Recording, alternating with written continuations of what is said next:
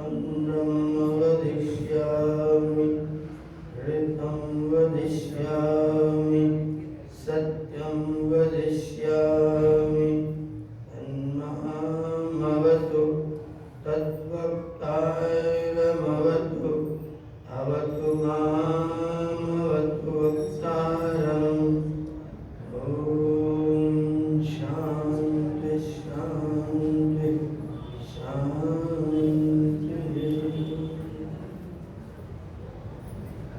अपने सुंदर गीतों और उपदेशों से हम सब लोगों को आप्लावित और आह्लादित करने वाले मेरे श्री राजवीर भाई कार्यक्रम का विधिवत संचालन कर रहे आदरणीय डॉक्टर विनय प्रताप राणाचार्य जी, इस कार्यक्रम के आयोजक और प्रायोजक आदरणीय आर्य रणजीत जी और आर्य रामकृष्ण जी, पधारे हुए सभी सम्मानित अतिथिगण, वंदनीय मातृशक्ति, समादरणीय सज्जनों। चर्चा चल रही थी भगवान श्री राम के राज्याभिषेक की। एक तरफ राज्याभिषेक की तैयारी है और दूसरी तरफ राज्य से बहिष्कार करने की भी तैयारी चल रही है। हम लोगों ने कल सुना था कि मंथरा कैकेयी को समझा रही हैं, लेकिन कैकेयी टस से मस नहीं हो रही है। कैकेयी एकदम निश्चिंत है कि मेरा राम राजा बनेगा तो मेरे लिए कुछ भी कष्ट की बात नहीं, कोई संकट की बात नहीं है। लेकिन मंथरा भी दांव पर दांव चले जा रही है। देखना यह है कि कौन विजयी होता है। एक होता है धर्म और एक होती है नीति। कैकेयी धर्म के मार्ग पर है और मंथरा उसको नीति पढ़ा रही है। अपने आप में मंथरा भी गलत नहीं,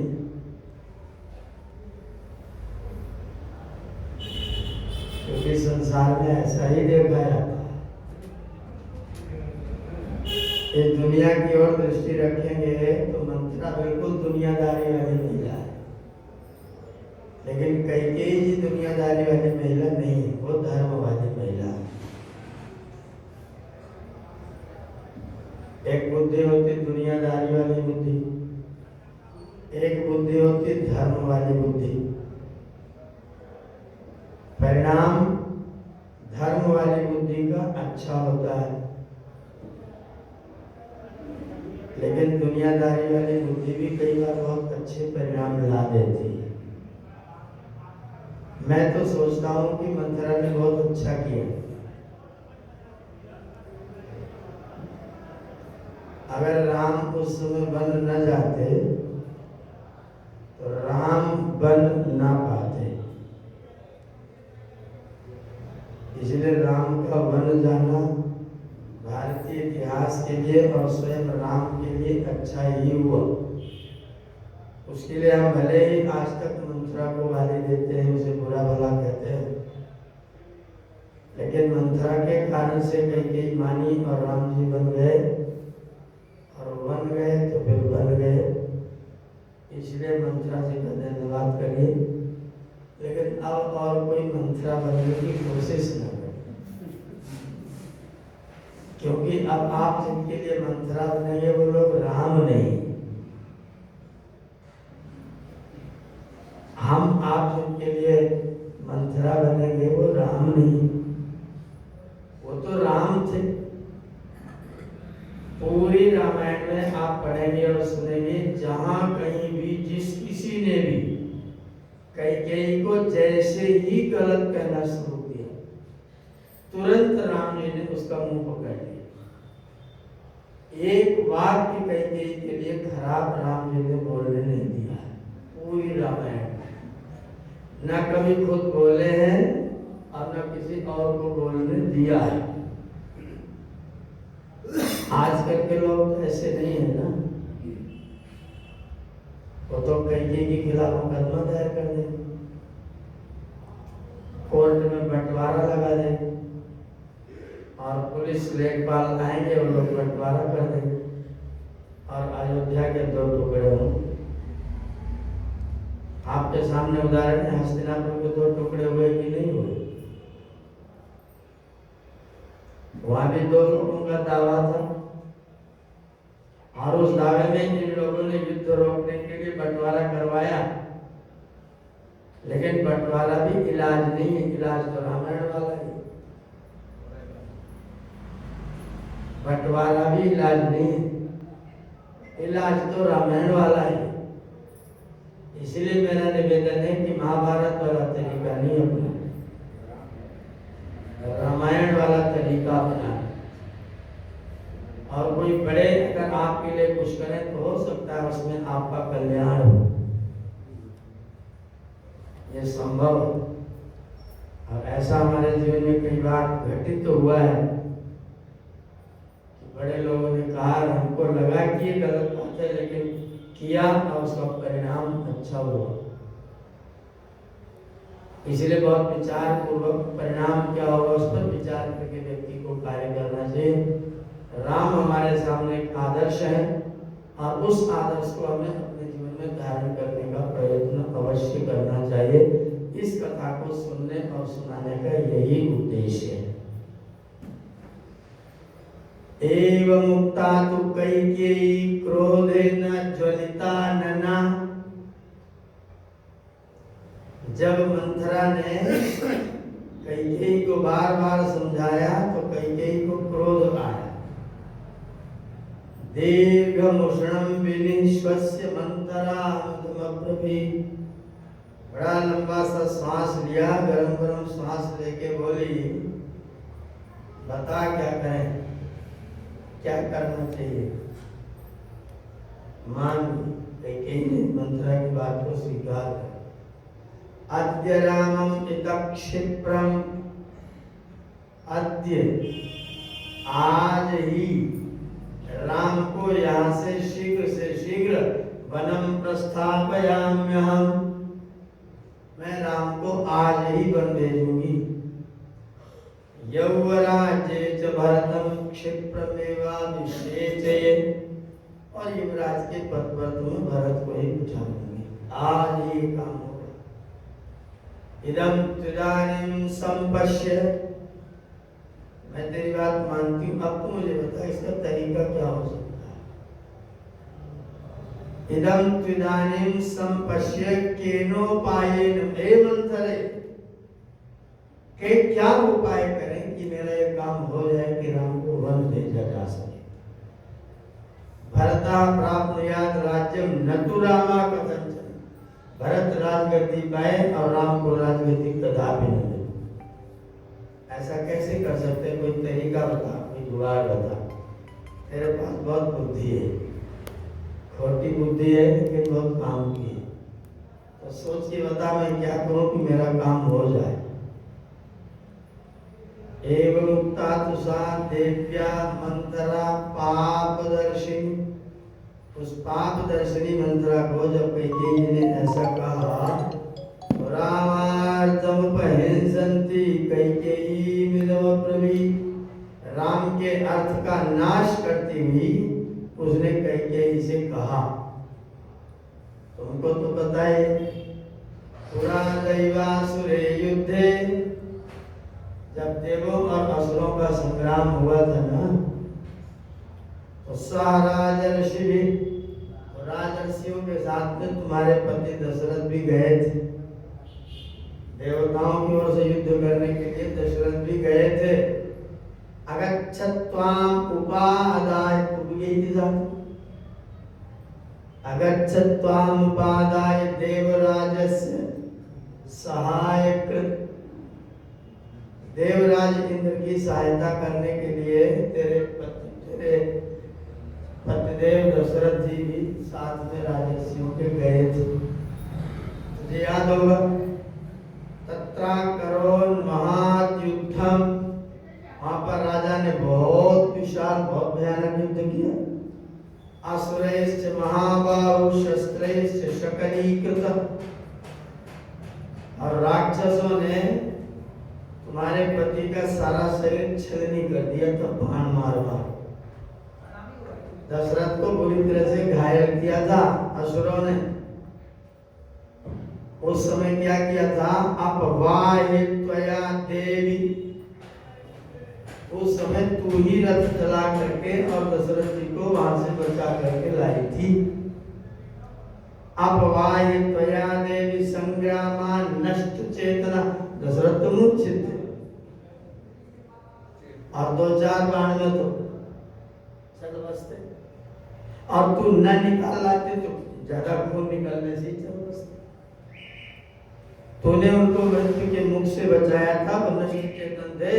तत्रापि विक्षत शस्त्रै पतिस्ते रक्षितस्ते, तूने वहां पर अपने पति की रक्षा की थी। सत्वयोक्ता पतिर्देवी तुष्टेन तेन दत्तौ ते द्वौ वरौ शुभ दर्शन।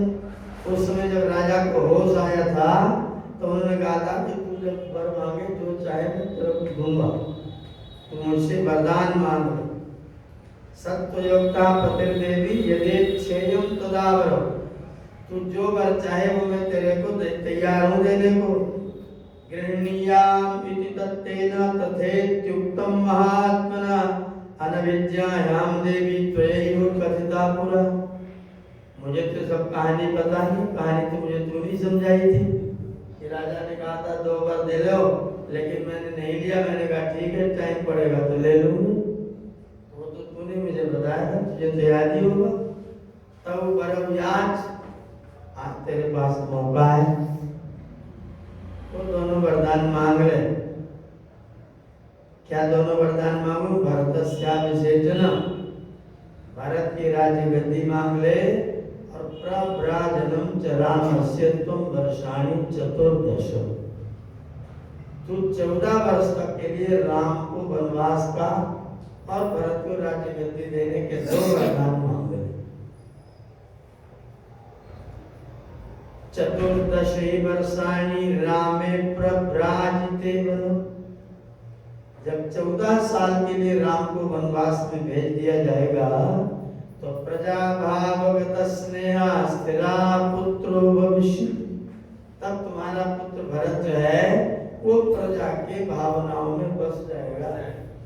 प्रजाएं उसको प्रेम कर, तब तक वो इतना अभ्यास कर लेगा, तब तक भरत को अभ्यास हो जाएगा। भरत की प्रजाएं भरत को तब तक मानने लग जाए। तो तू राम को कम से कम 14 साल मांग।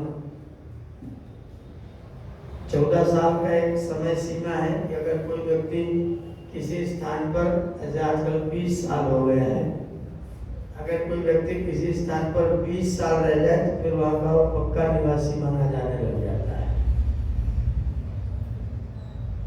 ऐसा आपके सुप्रीम कोर्ट का आदेश। लेकिन उसमें 20 साल नहीं था, उसमें 14 साल। इसीलिए राम को 14 साल के लिए भगाओ, जिससे कि 14 साल में भारत का मामला पक्का होता है। 14 वर्षाणि रामे प्रव्राजिते वनम् प्रजा भावगत स्नेहा स्थिरा पुत्रो, तुम्हारा पुत्र स्थिर हो जाएगा। क्रोधागारम प्रविश्य, जाओ तुम कोप भवन में जाकर के बैठ जाओ। क्रोधागारम प्रविश्य क्रुद्धे क्रुद्धे वाश्वपते सुते, अश्वपति की पुत्री तू बनावटी क्रोध कर, गुस्सा बनावटी कर। उनके पिता का नाम अश्वपति। शेषवरंतर हितायाम त्वं भूमौ मलिनवासिनी, जो तेरे पास में सबसे फटी साड़ी हो ना वो पहन ले, जो सबसे पुरानी फटी साड़ी हो वो पहन। अब बिस्तर उस्तर नोच नाच के फेंक दे। शेष अंतर हितायाम तुम भूमो, बिस्तर पर मत लेट, जमीन पर लेटना। तूने पहन रखे ना अंगन कंगन आला वाला सब निकाल के जमीन पर पूरे कमरे में छिपा। चद्दर इधर, कंगन उधर, चूड़ी पायल उधर, कुछ इधर, नुपुर इधर, मेहंदी उधर, पूरे कमरे में सब अपने अस्त्र फेंक दे और जो सबसे गंदी साड़ी वो पहन ले और जाके जमीन पर लेट जाए, ये सब जुगाड़ मंत्रा बता रहे हैं।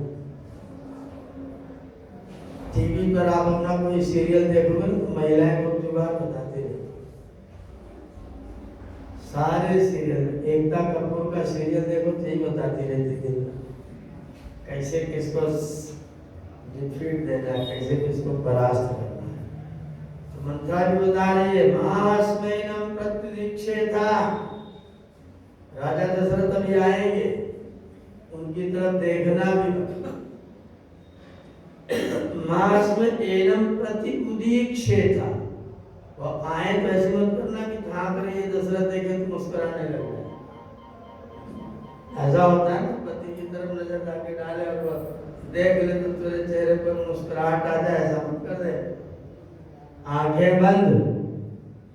मास मैनम प्रत्यदीक्षेता मां चैनम अभिभाषता, और कितना ही बुलाए कितना ही आवाज दे बोलना मत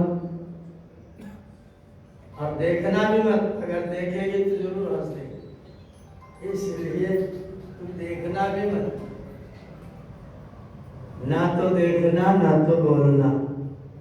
मां स्मैनम प्रत्यदीक्षेता मां चैनम अभिभाषता रुदंती चापि तम दृष्ट्वा जगत्याम शोकलालस, और उसको देख करके और 1.5 ग्राम का एक आंसू निकालना शुरू करना, एक आंसू 1.5 ग्राम का टपकाना शुरू करना।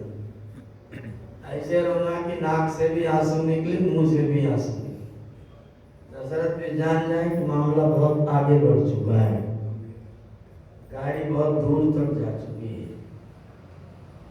रुदंती चापित्वाम दृष्ट्वा जगत्याम शोकलालस, इस संसार में जितना शोकग्रस्त हो सके उतना शोक करके और राजा के सामने फुनक फुनक के रोना।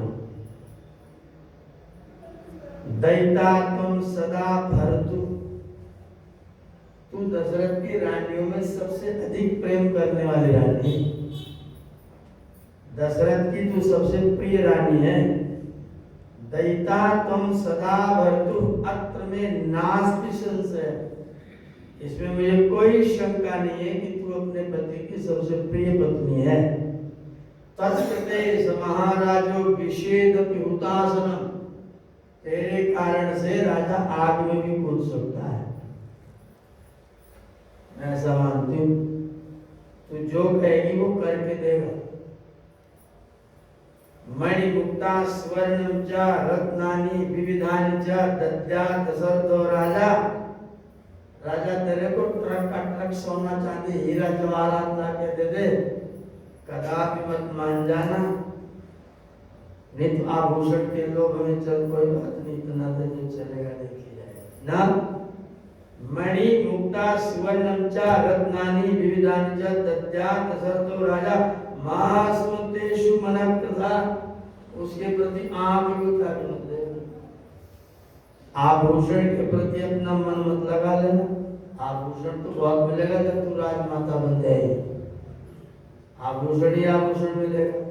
यदा तुते वरम दद्यात् स्वयं उत्थाप्य राघव, जब स्वयं दशरथ तुमको अपने हाथों से उठा के बिठा ले और तुमको जब वरदान दे दे तो व्यवस्थाप्य महाराजम तम ब्रुणया वरम, जब पहले हम भी भरवा लेना, जब हाँ पढ़ना तब घोषणा। ऐसा बिल्कुल एकदम ऐसा उसको बांध देना कि राजा बच के जाने ना पाए। यदा तुते वरम दद्यात् स्वयं, तुमको उठा के कहे कि चलो जो मांगो बोलो, तब तुम अपने वर की बात बताना, उससे पहले कुछ न बोलो। व्यवस्था महाराजम तम ब्रुणया वरम रामं प्रव्राजयारण्ये 9 वर्षाणि 5 च, राम को जंगल में भेजो 9 और 5 14 साल के लिए। भरता क्रियताम राजा पृथिव्याः पार्थिवर्षभ, हे राजन भरत को राजा बनाओ और राम को 14 साल के लिए वनवास भेजो, एक बात है। एवं प्रव्राजदश्चैव रामो आरामो भविष्यति, एक बार अगर तू राम को जंगल में भेज पाए ना तो राम आराम हो जाए। रामो अरामो भविष्यति। भरतश्चा हता मित्रस्तव राजा। तेरा पुत्र भरत है, उसका शत्रु तो जो चला जाएगा जंगल में, अब तेरा पुत्र जो है वो राजा बन जाएगा। येन कालेन रामश्चा पुनात् प्रत्याग निश्चित। 14 साल के लिए मांगेगी, तो जितने समय में राम लौट के आएंगे ना, तेन कालेन पुत्रस्ते रूढ़ मूलो भविष्यति। उतने समय में तुम्हारा पुत्र जो उसकी जड़ें जम जाएंगी और रूढ़ मूल हो जाए, तब तक अपना राज्य पूरा जमा लेगा। अब जब तक राम लौटेंगे तब तक तो भरत राजा बन चुका होगा। गदो दखे सेतु बंधो न कल्याण विधीयते। ये देखिए नीति वाक्य। गदो दखे सेतु बंधो न कल्याणी विधीयते। पानी को बांधना हो, बांध बनाना हो, तो जब बाढ़ आ जाए उसके बाद नहीं बनाया जाता। जब बाढ़ आने का अंदेशा सावन में हो तो जून में, जेठ में, आषाढ़ में बांध दिया जाता है। अगर तू भादों में बांधेगी ना, तो तेरी अयोध्या तो डूब के खत्म होगी। गतो दके सेतु बंधो न भय कल्याण। पानी जब सिर पर आ जाए तो बांध नहीं बनाया जाता। संदीप्ते भवने तो कूप खननम। जब आग लग जाए तो फावड़ा लेके निकलो, लाओ कुआं खोल ले, पानी निकाले, आग बुझाएंगे। तो मूर्ख ही घोषित हो। गतो दके सेतु बंधो न कल्याणी विधीयते उत्तिष्ठ कुरु कल्याणी राजानम अनुदर्शय। खड़ी हो जाओ, तैयार हो जाओ और राजा को अपने चरणों में झुकाने की कोशिश करो। तथा प्रोत्साहिता देवी। जब मंत्रा ने इतनी सारी व्यवस्था बना दी तो इनकी समझ आ गया कि काम बन सकता है। तथा प्रोत्साहिता देवी गत्वा मंथरया सह। तब मंत्रा के साथ में जाकर के क्रोधागारम विशालाक्षी सौभाग्य मद गर्विता। सौभाग्य के मद से गर्वित होकर के मंत्रा को लेकर के रानी को भवन में पहुंच गई। अनेक शत साहस मुक्ताहारम वरंगना अवमुच्य वरारहाणि शुभान्यावरणानि च करोड़ों रुपए। अनेक शत सहस्रम मुक्ताहार। सैकड़ों हजार के हारों को, आभूषणों को रानी ने निकाल के जमीन पर फेंक दिया। तया तान्यपविद्धानि मूल्यान्यावरणानि च अशोभयन्त वसुधाम नक्षत्राणि यथा नभ। जैसे नक्षत्र नभ में दिखाई देते हैं, वैसे ही धरती पर सब आभूषण दूर दूर पड़े हीरे के मोतियों के सब चमक रहे हैं। जैसे आकाश में तारे चमकते हैं ना, ऐसे आभूषण धरती पर बिखरे हुए। क्रोधागारे निपतिता। कोप भवन में जाकर के पड़ गई। सा बभौ मलिनांबरा। एकदम गंदे कपड़े पहन लिए। एक बेणी तृणाम बत्ता। चोटी दो चीज मिला के एक कर दी। एक बेड़ी बना दी, दो चोटी लगा रखी थी, दोनों को खोल के बांध के एक कर दिया। एक बेणी तृणाम बत्वा गत सत्तेव। जैसे कोई मूर्छित पड़ा हुआ है, इस तरह से कैकेयी वहां पर मूर्छित के तरीके से पड़ गई। ततो हेमुपमा तत्र कुब्जा वाक्य वशंगता संविस्य भूमो कैकेयी मंथरामिदमब्रवी। इतनी सुंदर, इतनी श्रेष्ठ, इतनी उत्तम हेम उपमा, सोने जैसे रंग वाली, एकदम गौरवर्णा कुब्जा के वाक्य के वश में जाकर के जमीन पर लेटे लेटे कैकेयी ने मंथरा से कहा, इहवा माम मृताम कुब्जे कृपाया वेदयिष्यसि। तू जा करके दशरथ जी को सूचना सुना कि कैकेयी मर गई। क्या सुनाया? यह माँ वा माम मृताम। ये मत बोलना नाराज है चले जाओ, ये बोलना कि मर गई के अंतिम दर्शन करिए। इतने खतरनाक लोग होते हैं, ऐसे शब्दों से आपको छेड़ते हैं कि अगर कलेजा वज्र का न बना हो तो छेड़ी करके जा करके बोल राजा को कि रानी मर गई। यवा माम मृदाम कुब्जे कृपाया में जाके राजा से सूचना कर दे, कुब्जा खत्म हो गए, रानी खत्म हो गई। वरन तुरागवे प्राप्ते भरता प्राप्त दीक्षित। और जब राघव वन में जल चले जाएंगे तब भरत को धरती का राज्य प्राप्त हो जाएगा। न स्वर्णेन में यर्थो न रत्नैर न च भोजने, ना तो मुझे कोई खाना चाहिए, न रत्न चाहिए, न धन चाहिए, न सोना चाहिए। एष में जीवित से अंतो रामो यद्यपि, अगर राम का अभिषेक होगा तो मेरा प्राणांत होगा। राम के ऊपर जल छिड़का और मर दोनों संग संग होगा, जो कुछ करना हो अपना करो। मंत्रा ने जाकर के नमक मिर्च लगा करके महाराज को सुना दिया कि तुम्हारी रानी तो चल बसी, अब उसको दे। उधर राजा प्रसन्न थे, दुनिया भर के लोग आ रहे थे, वातावरण इतना सुंदर था। महाराज एकदम सब घेरे पड़े थे लोग महाराज को, और महाराज के सामने जाके मंत्रा ने समाचार सुना दिए। आज्ञाप्यतु महाराजो राघवस्याभिषेचनम। राघव के अभिषेक की सूचना देकर के महाराज ने क्या किया? प्रियारहाम प्रियवाख्यातुम विवेशांतपुरंबशी। अपनी रानियों को शुभ समाचार सुनाने के लिए महाराज अंतापुर में आए। आए अंतापुर में की रानी को शुभ समाचार सकैकेय्या गृहम, सबसे पहले वहीं गए। सकैकेय्या गृहम श्रेष्ठम प्रविवेश महायशा। महायशस्वी दशरथ जी ने कैकेयी के महल में सबसे पहले प्रवेश किया। न तदर्श प्रियाम राजा कैकेयी शयनोत्तम। राजा ने कैकेयी को बिस्तर पर पड़ा हुआ नहीं पाया। सबसे पहले अंतापुर में गए, बेडरूम में गए, वहां गए, देखा यहाँ तो है ही नहीं गए। अपश्यन्दैतां भार्या, अपनी पत्नी को नहीं देखा तो पप्रच्छ, सेवकों से पूछा, भीषसादच, और बड़े दुखी हुए, ये कहाँ चली गई? नहीं तस्य पुरा देवी तांबेला मत्यवर्तत। इन्होंने आवाज दी, लोगों से पूछा, लेकिन कैकेयी ने इनकी आवाज पर भी कोई आवाज नहीं दी। यथा पुरम अविद्याय स्वार्थ लिप्सुम अपंडिता प्रतिहारी तथोवाच संत्रस्ता रचितांजलि। इनकी नौकरानी थी, उसने हाथ जोड़ लिए।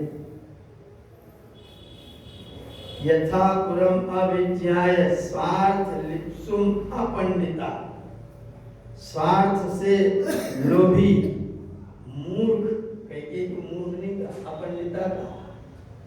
वाल्मीकि जी अपंडिता कह रहे हैं, और मंथरा ने क्या कहा था? सीधा मूर्ख। मतलब दासी मूर्ख कह रही है और ऋषि अपंडिता कह रहे हैं। हम मूर्ख नहीं कह रहे, हम अपंडित कह रहे। पंडित तो बिल्कुल नहीं, लेकिन मूर्ख की घोषणा। ऋषि के शब्द अपंडिता, और मंत्रा क्या करे? बालिश मूर्ख, पता नहीं क्या क्या शब्द बोले।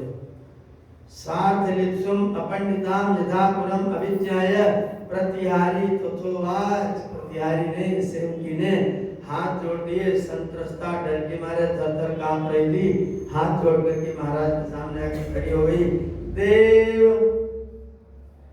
हे महाराज, देवी भृशम क्रुद्धा, रानी बहुत नाराज, क्रोधागार में विद्रुता, कोप भवन की ओर दौड़ती हुई गई। प्रतिहार्या वचः श्रुत्वा राजा परम दुर्मन। राजा के मन में शंका तो पहले थी,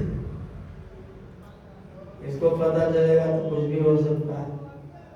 जब प्रत्यार होता है कि क्रोधागार में गई है तो राजा एकदम से व्यथित हो, राजा परम दुर्मन, बड़ा दुखित मन वाले हो गए, बहुत दुखी हुए। तत्रताम पतिताम भूमौ शयाना अथ अनुचिता, भूमि पर पड़ी हुई सो रही है, अतथोचिता, जहाँ नहीं रहना चाहिए तो वहां पड़ी, जमीन पर पड़ी हुई, इसको बिस्तर पर होना चाहिए। प्रतप्तैव दुखेन सो पश्यत् जगतीपति, और जगतीपति दशरथ ने प्रतप्तैव, अत्यंत भयंकर दुख के कारण उसको उन्होंने कैकेयी को देखा। परिमृश्य च पाणिभ्यां, कैकेयी के हाथों को पकड़ ले, परिमृश्य, हाथों को हाथों में लेकर के दबाया। परिमृश्य च पाणिभ्यां अविसंत्रस्त चेतन, अत्यंत दुखी और भयभीत मन से दशरथ ने कैकेयी के हाथों को दबाया। कामी कमलपत्राक्षीं उवाच वनितामिदं, वो कामी दशरथ ने, कामातुर दशरथ ने कमल के पत्र के समान आंख वाली अपनी पत्नी से राजा बोले, न ते हम अभिजानामि क्रोधवात्मनि संसृतम, तेरा क्रोध तो तेरी आत्मा में रखा हुआ, मैं कैसे जानूंगा तू क्या बना रहा है? तो गुस्सा के तेरे मन की बात मैं कैसे जानूं? बोलेगी तब तो जानूंगा। न ते हम अभिजानामि क्रोधम आत्मनि संसृतम, तू अपना मन में ही गुस्सा हो रही है, मैं तेरे क्रोध का कारण नहीं जानता, बात क्या है?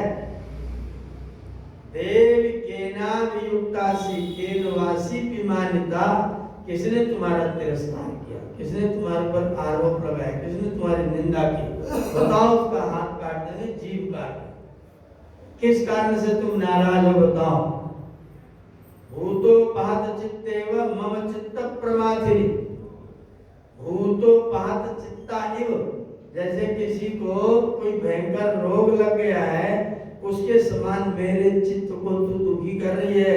संत में कुशला वैद्या, बड़े बड़े वैद्य मेरे राज्य में रहते हैं, अभी बुलाऊंगा, एक ही बुराक में ठीक हो जाएगा मामला।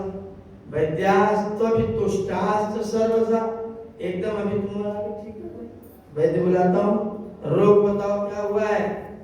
सुखिताम त्वाम करिष्यन्ति व्याधिमा चक्षु रानी, ए भामिनी, व्याधिमा चक्षु, रोग तो बताओ, मर्द तो बताओ। त्वाम वैद्याः सुखिताम करिष्यन्ति, वैद्य लोग तुमको सुखी कर देंगे। कस्यवाते प्रियम कार्यम केनवा विप्रियम कृतम, किसने क्या मुझे प्रिय करना है और किसने तुम्हारा विप्रिय किया है, किसने तुम्हारा अप्रिय किया, जरा मुझे बताओ। का प्रियम लभतामथ कोवा सुमहद प्रियम मारुदीर माचकाशीतम देवी संपरिशोषणम, तुम दुख मत करो, तुम रो मत, बिल्कुल दुख मत करो, तुम बताओ किसका प्रिय करना है, किसका प्रिय करना है, तुम्हारे, तुम जो कहोगे सो होगा। अवध्यो बध्यताम, कौन ऐसा व्यक्ति जो आज मारना चाहता है मेरे हाथों से? बध्या को, और कौन है जेल में पड़ा जिसको तुम मुक्त कराना चाहते हो? किसको मरवाना चाहती हो बताओ, किसको मुक्त करवाना चाहती हो वो बताओ।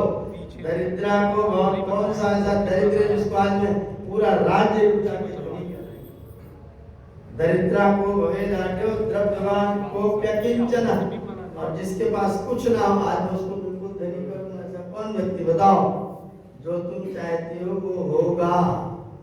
करिष्यामि तव प्रीतिम सुकृतेनापि ते शपे, मैं प्रतिज्ञा करता हूँ कि जो तुम कहोगी मैं तुमको प्रसन्न करने के लिए कुछ भी करूँगा। कभी भी किसी राजा को ऐसा किसी से भी नहीं बोलना चाहिए, किसी भी राजा को किसी से कभी भी ऐसा नहीं बोलना चाहिए। अगर बोलेगा तो खतरा पैदा करेगा। भीष्म पितामह ने बोला था कि गद्दी पर जो बैठेगा मैं उसमें अपने पिता की छवि देखूंगा, और पिता की छवि उनको धृतराष्ट्र में देखनी पड़ी। ऐसे धृतराष्ट्र में जो पुत्र होने का भी अधिकारी नहीं है, उसको पिता मानना पड़ा। राजा राज्य का प्रतिनिधि होता है, इसलिए किसी राजा को इस तरह की प्रतिज्ञा कभी नहीं करनी चाहिए कि मैं तुम्हें प्रसन्न करने के लिए कुछ भी जो कहोगी वो करूंगा। राजा के हाथ में कुछ भी बहुत कुछ होता है। लाखों करोड़ों जनता का प्राण राजा के हाथ में होता है। एक व्यक्ति, दो व्यक्तियों के अभिमान के कारण से 3 साल से करोड़ों व्यक्ति आज जमीन पर सो रहे हैं, भूमि प्यासे मर रहे हैं। यूक्रेन का एक राष्ट्रपति, रसिया का राष्ट्रपति, 3 साल से युद्ध चल रहा है। विद्यालय बंद है, पढ़ाई लिखाई सब बंद है, स्कूल खत्म, सब स्कूलों को अस्पताल बना रखा है। करोड़ों लोग पड़े हैं बीमार, करोड़ों लोग बेघर, करोड़ों मर गए। जनता ने क्या किया? केवल 2 बेवकूफों का है जबरदस्ती। एक उन दोनों का भी बड़ा पागल है, वो बाइडेन को मूर्ख कहता है और अपने आप को समझदार कहता है। बुलाया था समझौता करने के लिए, वहां भी बैठ गए और बैठ करके उसको भगा दिया। इसलिए किसी को कभी भी इस तरह का वचन व्यक्ति को नहीं देना चाहिए। पहले भैया पहले बात बता, मानने योग्य होगा तो मानूंगा, नहीं तो सीधा सा मामला है, सीधा सा मामला। मानने योग्य होगा तो मानूंगा, नहीं तो नहीं मानूंगा। जिसने बिना विचारे कोई प्रतिज्ञा की है वह दुखी हुआ है। शंकर भगवान को असुर ने प्रसन्न किया, बोले जो मांगो तो भी, बोले हाथ जो मांगेगा वो दूंगा। बोले मुझे दे दो कि सिर पर हाथ रखो तो भस्म हो जाए। महाराज ने तथास्तु कह दी। अब वो असुर ऐसा बदमाश था कि उन्हीं के सिर पर हाथ रखने दौड़ पड़ा। आ जाओ पहले तुम्हें देख लूं। वो तो विष्णु भगवान ने जैसे तैसे करके प्राण बचाए, नहीं तो महाराज जी चल बसे होते। ये रामायण का उदाहरण है। कभी भी बिना जान लिए किसी के प्रति कोई प्रतिज्ञा करने की जरूरत, या अपनी बात बता दो, मेरे मानने योग्य मानूंगा, नहीं तो नमस्ते धन्यवाद। इतनी गुलामी बस की बात नहीं है। महाराज दशरथ ने कह दिया को जो कुछ कहेगी, कुछ भी जो कहेगी वो सब करिष्यामि तव प्रीतिम सुकृतेनापि, मैं अपने सारे पुण्य नष्ट करके भी तुम्हें खुश करूंगा। बोलो क्या चाहते? शपे, मैं प्रतिज्ञा करता हूं, यावदा वर्तते चक्रम तावती में वसुंधरा, मेरी ये सारी की सारी धरती में तुझ पर लुटा दूंगा जितनी दूर तक मेरा चक्र चलता है। मैं चक्रवर्ती सम्राट हूँ, और जहां तक मेरा चक्र चलता है सारी वसुंधरा मेरी, वो सब धरती में तुझे दे। कौशल देश की तो बात ही छोड़ दे, इतनी मेरे चक्रवर्ती साम्राज्य ने सब सब तुमको प्रसन्न करने के लिए कुछ भी कर सकता हूँ। तत्व में ब्रूहि कैकेयी यतस्ते भयमागतम। अब मुझे बताओ तुम्हें क्या डर पैदा हुआ? ये जो तुमको बोलना के पड़े, मुझे कारण बताओ।